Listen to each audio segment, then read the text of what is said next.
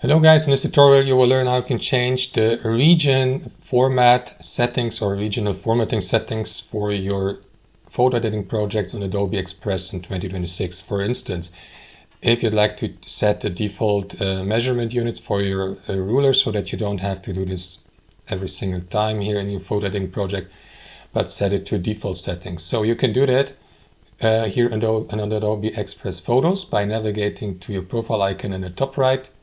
Here, click into Settings.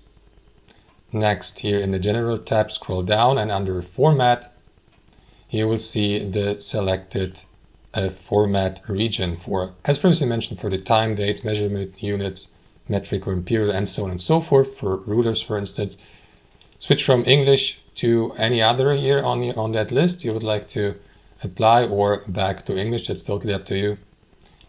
That's how it works, guys. Thanks for watching, and I'll see you next time.